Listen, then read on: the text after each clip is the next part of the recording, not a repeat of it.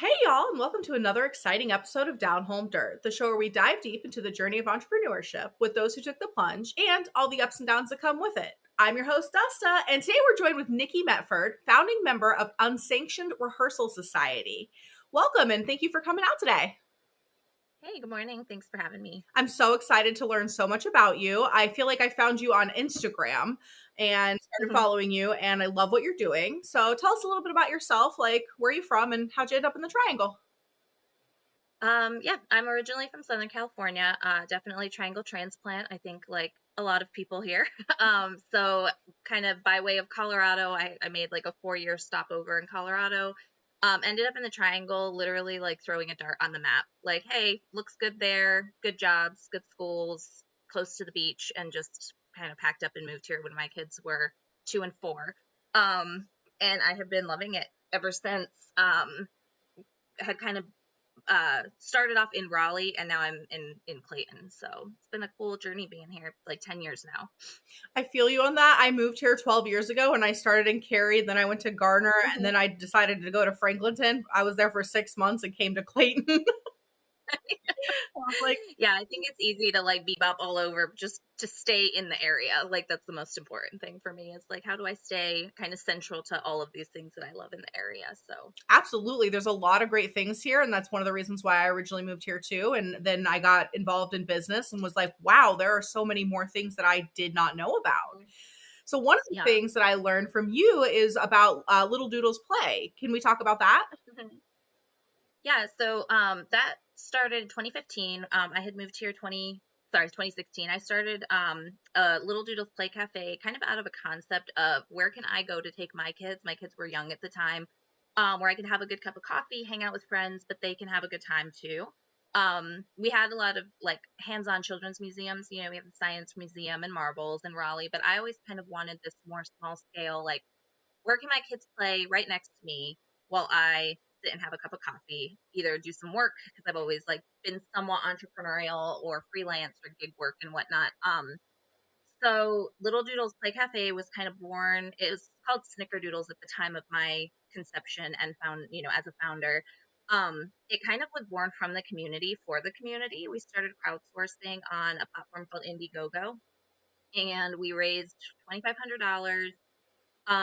We opened that shop in Raleigh with like $10,000 startup, so it was really a very low entry startup fee. And we had the community backing, and I think that was like really what drove the success of that business was tapping into the community and saying, "This is for you. We want your support. We want your help. We're doing this so that moms have a safe place to stay, grandparents, dads, anybody with children, had a safe place they could come and hang out and play." I ended up selling my portion of that business so that I could homeschool and stay home with my kids more. As you know, entrepreneurship and being a business owner is very, very demanding. And so, um, about 2 years after I had opened, I sold to my partner, and she had, you know, grown it to like three, I think three locations in the Triangle, and it's thriving under that initial concept of, hey, what do I need for myself, and how can I bring that to the community? So it was a pretty exciting journey. It's awesome because I remember when it was Snickerdoodles and I used to take my kid there and I was like, this is Oh, really? amazing, which was the Oh, one. so fun. Oh, it was so great. And I could sit and I could like the kids could play with other kids too and get like Yeah. socialization. And I was like, this Mhm. is freaking perfect. And I get to go talk. I have a Yeah. mom friend who was a stay-at-home mom. That's what we did with the kids. Oh, fun. I wonder if we our paths crossed then back in the day before even right now. Because I was in the shop a lot back when it was Snickerdoodles, and we, you know, we started out with like foam flooring, you know, on the floor and just like kind of Montessori toys. And I was there with my kids almost every day. So it's kind of funny. Small world. I I love that about North Carolina. Like every time I talk to Yeah. someone, it's like, what is it, the 7 degrees of separation they say? And Yeah. so yeah. Oh, yeah. And I'm like, oh, that was Here it's like you? three. Yeah. It's freaking awesome. So I Fun. love that. Yeah. And it makes me really happy for you to be able to bring that to the Triangle because that is one thing as a stay-at-home mom. There was like, cool, a museum, but I needed something more small and Mhm. intimate when I was going Yeah. to meet with my friends. You didn't want to chase your kids everywhere. You just kind of wanted some place that they could be and exist while you existed too. You know, like it was kind of a mutually beneficial facility versus like Marbles, which is really 100% for the kids and really not for moms to like get anything done. So I think Again, for me, I think my kids were 4 and 6 at the time, 3 and 5, something like that. And so it was definitely like a huge need for me. And that's always been, I think, my driving force with entrepreneurship in general is like, well, what do I need? Because I'm always like my customer. And so I always feel like I tap into what do I need, that then when I share my need with other people, it resonates with them. And then I try and figure out like, okay, if I'm not the only person needing this, how can we make this happen? And so that, Little Doodles is a really big example of that for me. It is. When I moved to Clayton, I was kind of sad because it was such a far drive for me. And I was like, we need one of those here. So hopefully, I don't know. I don't have little kids anymore, but I hope that they do have something here for them.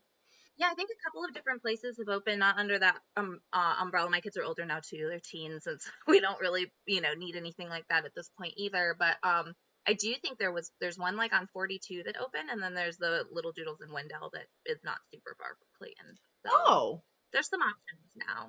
well, that's really, I love that. Thank you for sharing that. That I hope Yeah, that works for somebody that needs it. I'm glad that our kids yeah, got to grow up and now we're just like, what's the next thing you need? You know? uh huh. Now it's like arcades and video games and having all the teens in my living room Yes. I was to hang out. Like they don't want to go anywhere; they just want to be together. That's really good. I was just gonna say, like, so I have an age gap between my youngest and my oldest, which is about 10 years. And so when my son was like a teenager, we had lived in Clayton, obviously, and there was like nothing for them to do. But like now they have fair game, and I think there's something in Selma. So I mean, it's coming up. Okay. Yeah, yeah, cool. So let's talk about the grassroots initiatives and the funding ideas that you did for getting this Little Doodles up. Yeah, so as I mentioned, we had started on an Indiegogo platform, which is crowdsourcing, crowdfunding. You kind of offer a perk in exchange for your community to like essentially donate funds to help you get started. Um, and then I think as far as like the grassroots movement, which is kind of really what I'm tying, back into right now in my life with Unsanctioned Rehearsal Society, is getting the community involved and giving them a benefit and getting them excited to where they are your initiative. The community is the people talking about you. They're the ones standing behind you. They're the ones supporting you because what you're trying to do is bring value to them. And so I think like that's a really big portion of grassroots movements is like you can't just go into it saying like I'm starting a business. Um, just please support me, support me, support me. But you have to kind of give it back to the community to say, well, here's how my business is going to support you, or here's how my organization is going to support you. And I think that's where the movement starts, and you start getting people who are reaching out to you because they're hearing it from somebody who told them about it, who told them about it. And I think that that's really the portion of like, I don't know if you want to call it marketing or just community investment, that has really helped shape the Little Doodle success story, and then also just kind of what I've been doing now with community theater and Unsanctioned Rehearsal Society. Let's talk about the Unsanctioned Rehearsal Society. That's really hard for me to say, and I apologize. It's kind of a tongue twister when you say it like over and over again. So tell us about that. Is that something that you just recently started, or was this something that you kind of always dreamt about doing, or how did it get started? Yeah, so I mean, along the same lines as Little Doodles, and now, we just said my kids are older, they don't need me as much. So I kind of I moved to Clayton a couple years ago, didn't really have a way or couldn't really figure out how to tap into the community here. Like I was trying to figure out like what do I join? I don't really need like moms groups anymore. Again, my kids are older. I need something that's for me. So taking that mindset of what do I need that I don't see yet? And how can I bring that to the community? What I love doing in my spare time is going to the theater. Like I love Broadway. I love watching musicals on TV that have been movie adaptations of musicals. Um, love going to DPAC in Durham and kind of was like, noodling around the internet. Like, are there any theaters in Clayton? I know that the Clayton Center does some really cool shows. They pull in, entertainment and they book really cool shows. And then I know News Little Theater in Smithfield is super successful and does great things for the community that I think a lot of our Clayton residents do participate and enjoy. But I had just felt like something in our backyard was missing. And I just put it out there. Similar again to Little Doodles, I just kind of put it out there like, hey, this is something I feel is missing from my life. Is anybody else interested or feeling it's missing from their life in Clayton? And the response was phenomenal. Like I posted that in July of 2024. Um, to like 100 comments, 100 people joining an interest group. Like, it just really blew up. And under a different umbrella, we had started a community theater initiative, put on a whole production in November called Community Garden. Um, Before I kind of felt the need to pivot a little bit from this big community theater concept and really pull back to scale something that was going to be sustainable. So some of the cast members from that group became the founding members of Unsanctioned Rehearsal Society. And it really was built around the community and connection and how can we do this for like literally no money, right? Funding, grassroots. Like how can we put these shows on? We had fundraised for this show that we did. It took a lot of effort. It took a lot of begging. It took a lot of like, hey, your business should support us. And us also kind of being like, but you don't really know who we are. So why should your business support us? And it was kind of like a struggle, to get people backing us up financially. Um, so after that first show was a great success, a few of the cast members and I were like, how can we kind of maybe pull this back, integrate this more into the community at a really low, like almost zero entry cost? And that birthed this concept of bringing theater to our local venues versus like having audience members come to our big venue or a big show. So, our first show that we'll be putting on this in just a few days actually is actually taking place in a bottle shop in Clayton called Main Street Wine and Beer. And we sold tickets to a little intimate show where people can sit down, they're going to enjoy a wine tasting and scenes of love and heartbreak and passion while like Cupid is our narrator who's kind of like, love sucks, I don't want to do this anymore. And each scene that she's unfold each scene that's unfolding before her is paired with a wine that Main Street Wine and Beer's wine expert has paired for us. Um, and we're doing this for like on our end as unsanctioned. We're doing this show we haven't needed to raise money because there's really nothing to pay for. And we have partnered with business to where they are going to get the revenue because they're hosting us. We want to do this for a small business, totally support small local businesses and entrepreneurs. So I felt like as an organization, we don't need to make the money right now. We're still growing. We just really want to do this because we love it, but we can still support that entrepreneurial spirit by like partnering with these cool venues, offering really intimate theater experiences, growing our theater community and like kind of bringing it all together for our town. So that's where we're at right now with everything. I absolutely love this because I, in the past, went to intimate shows over at Revival, and they had like burlesque Yeah. shows, right? And I'm Mhm. like, this is great. I don't feel overwhelmed. I'm enjoying this theater. Yeah. I love this. I love that you're bringing this to Clayton, and I hope to see Yeah. you guys like on the Clayton Center sometime on the big Oh yeah. stage. I mean, we definitely have like big dreams, like I would love to have a venue. Like I would love to open a black box theater for our community that could be used for other arts and entertainment ventures.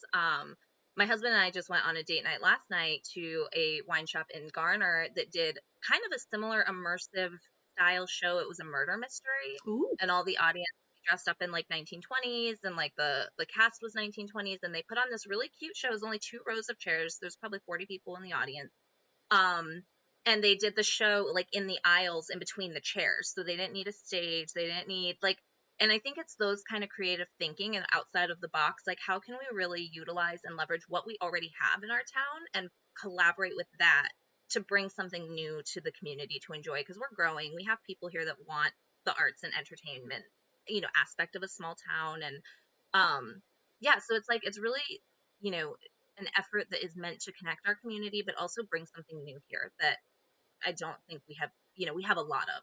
So that's kind of where it's I going. will agree with you on that. I'm from Sarasota, Florida, and I don't know if you know much about that, but we have like, a lot of arts and theater there. Mhm, John and mhm. Mabel Ringling brought a lot of that there. Okay. And so when I moved here, I noticed like little hints of like, back home, like when they did the sculptures and stuff like that, and they did the Yeah. art walk. And I was like, these are great things, but I love that you're bringing even more because live theater is so great. It's like the best experience versus going to like That's a so movie, good. for example. Yeah, yeah. And I I just think it takes so much work to put one on. And I watch our cast. I don't act, so I'm kind of behind the scenes. The show that we're doing right now is a show that I actually wrote I've never written anything in my life, like as far as a play. And I threw this play together just kind of like little scenes. It wasn't super challenging. But our cast is bringing it to life because there's so much like emotion and passion that goes into acting on stage that I just think is so real when you see it live. You don't get that. I get it from movies, but you think of the whole production of a movie. They cut, they edit, hey, do it again until you get it right. When you're acting in a show, it has to be right in the moment, and it's live and it's real. And so I think that's what's always just resonated with me. Like I get goosebumps talking about it. Um, because it is so much work and it's like instant, it's instant satisfaction, it's instant gratification. There are no cuts, there are no take twos, like you just are doing it. And that's just always, like I said, just very much been a huge passion for me. Like everything from smaller intimate theater performances to like going to Broadway shows. And so I just think it's really cool that we have enough of an interest in Clayton, even from our cast members, that they want to try to bring this to our community too. Because I think, again, like I can't be the only person who's like this excited about this kind of stuff. I hope I'm not, but we'll have to find out. But yeah, so really, like I said, that's, I think I love that you're passionate about, theater. And I think it's a really, just something that really grows and is vital to a community is access to the performing arts. So yeah. I agree. Just this is a little side note, but recently I learned about Eartha Kitt and how she was a performer and just the things that Mhm. she did, and it really like it got me really excited for it whenever I because I just learned about this like 2 days ago, and then I knew that we were doing the podcast, and I was like, yes, Mhm. like this is something I feel like has been missing from my life because I grew up around it obviously, but I've never like participated. And one of my best friends when I was in high school, her grandmother used to perform at the Golden Apple Dinner Theater. And I thought that was like the coolest thing in Mhm. the world, right? Yeah. But I never got into it. And so now that my children are grown and like you, I have more time for myself, that's something that I'm actually Mhm. looking to get into. So I was going to take I some would love acting that. classes and I was going to, do some Yeah, things come like and hang out with us. You need to just become a member and we can hang out and talk theater all day long. See, that's exciting. So that's what my next question is tell us who would be a good fit for your group and what do you guys do besides obviously put on a show? Do you guys do like dress rehearsals? Yeah, so we that was kind of the whole pivot again from like a community theater concept to this kind of tagline that I'm saying is like we're not a community theater. We're a theater community. So we are a community of theater lovers, and I think really anybody can join who has the interest and the collaborative spirit. So you don't necessarily have to have like acting chops. Again, I don't have any acting chops. But you don't have to have, you don't need to be an actor, you don't need to be a writer, you don't need to be a musician. You can be, we would love to have that talent come in. But really, if you are somebody who just loves theater and wants to help coordinate events with us, or just wants to come like have social time with us, we plan to have like meetups throughout the year. Right now, our goal I think is about 2 productions per year, just as we're starting out and maybe seeing what other opportunities come in the meantime with that. But really, a big goal, which our founding member Kelly Phillips had brought into the picture, is her concept, and she would be great to have on here, by the way. But her concept was, she was a cast member in our first show, and she had said, I don't want to lose these relationships that I have with these cast members and wait till the next show to have to like connect with them